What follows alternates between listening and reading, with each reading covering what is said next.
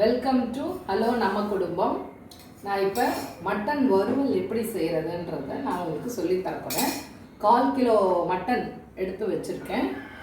First 2 குழி கரண்டி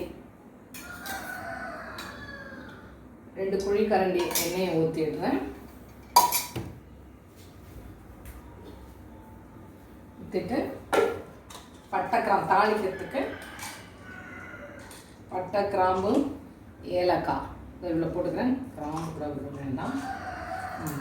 பட்டை கிராம்பு ஏலக்காய் இது அதில் போட்டாச்சு. அப்புறம் சோம்பு கொஞ்சம் தாளிக்க சோம்பு. அப்புறம் கொஞ்சம் ஒரு பெரிய வெங்காயம் அளவுக்கு பெரிய வெங்காயம் அளவுக்கு வெங்காயத்தை வச்சுருக்கேன் போட்டாச்சு. அப்புறம் வெங்காயம் கண்ணாடி பழத்துக்கு வரைக்கும் வந்தோடனே நாம் தக்காளி பழத்தில் கொஞ்சம் தக்காளி பழத்தை ஆட் பண்ண முடியும்.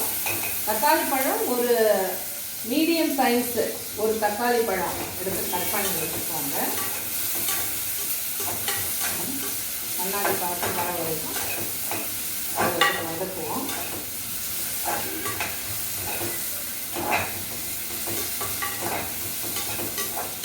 நீங்கள் வந்து ரொம்ப குயிக்காக செஞ்சு முடிச்சிடலாம்.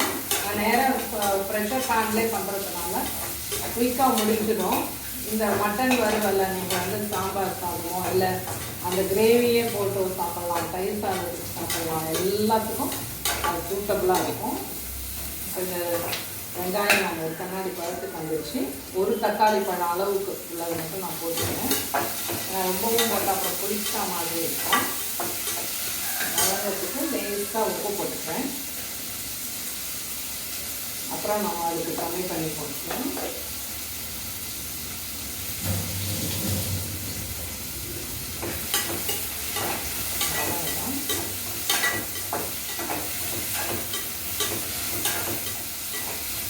மட்டனை வந்து நல்லா கழுவி இந்த மாதிரி அளவுக்கு கட் பண்ணி வச்சுக்கோங்க. அப்போ நல்லா கரெக்டாக இருக்கும் அந்த பதம்.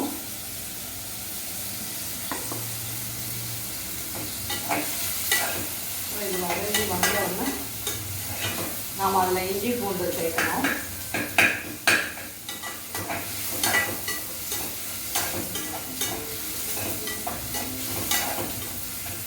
இஞ்சி பூண்டு வந்து பேஸ்ட்டு வந்து இஞ்சியும் பூண்டையும் சேர்த்து அரைச்சி இந்த மாதிரி எடுத்து வச்சுக்கிட்ட பேஸ்ட்டு தான் நம்ம வீட்டிலே தயாரித்தது.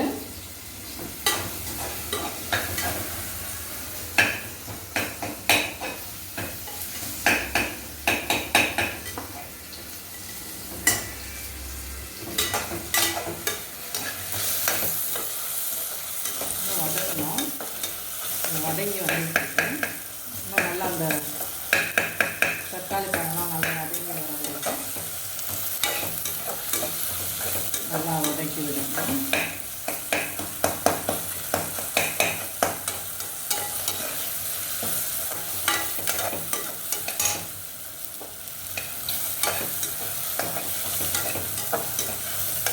நல்லா வதங்கிச்சு. இப்போ நம்ம இஞ்சி பூண்டு 1/4 கிலோன்றதுனால நான் ஒரு 2 டீஸ்பூன் எடுத்துக்கிறேன். போதுமான இருக்கும்.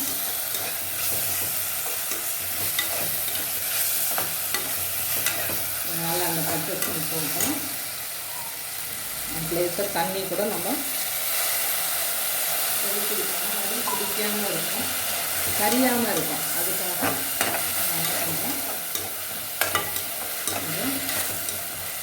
தண்ணியை தெளித்து விட்டுட்டேன்.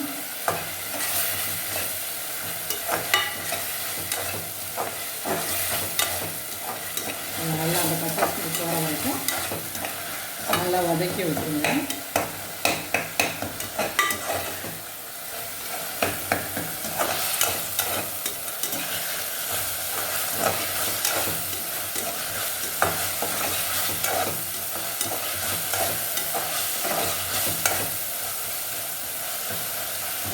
எல்லாம் நல்லா வதங்கி வந்துடுச்சு. கொஞ்சம் கட் பண்ணி வச்சுருக்கிற கறி அதில் போட்டுடலாம்.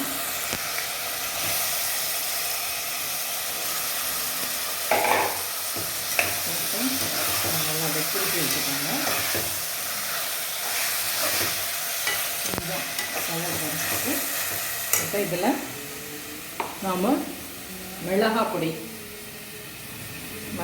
காரத்துக்கு ஏற்ற மாதிரி நீங்கள் பார்த்து போட்டுக்கணும். நான் வந்து காரம் எங்கள் வீடுகளில் கம்மியாக சாப்பிடுவாங்கன்றதுனால நான் கம்மியாக போட்டுக்கிறேன்.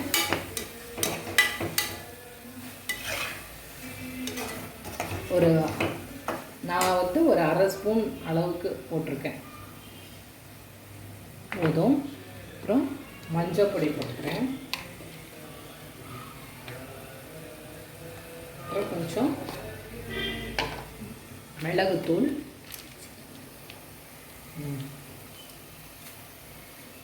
சீரகத்தூள், கொஞ்சம் பெப்பர் பொடியும் போட்டுக்கலாம். இது அப்புறம் தனியாத்தூள் அது ஒரு அரை ஸ்பூன் போட்டுக்கிட்டேன். இப்போ இதெல்லாம் வந்து அடிப்பொடி அது கொஞ்சம் திருப்பி விடுற வரைக்கும் அடி கருகாமல் இருக்கிறதுக்காக கொஞ்சம் தண்ணியை ஆட் பண்ணிட்டேன்.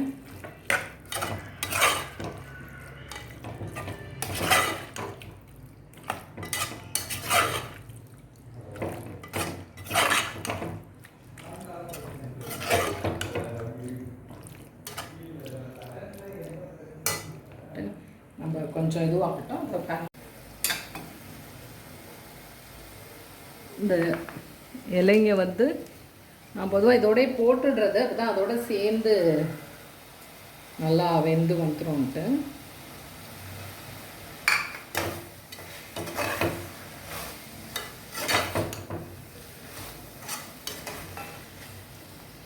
கொஞ்சமாக தண்ணி, ஏன்னா இது வறுவல் பதம் இருக்கிறதுனால ரொம்ப கிரேவி ஆகிடக்கூடாது. கொஞ்சமாக தண்ணி கொஞ்சம் முழுகிற அளவுக்கு நம்ம வச்சுட்டு உப்பு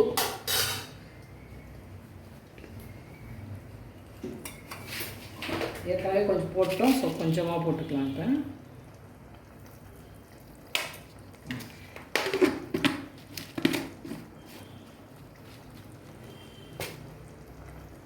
கொஞ்சம் அது முழுகிற அளவுக்கு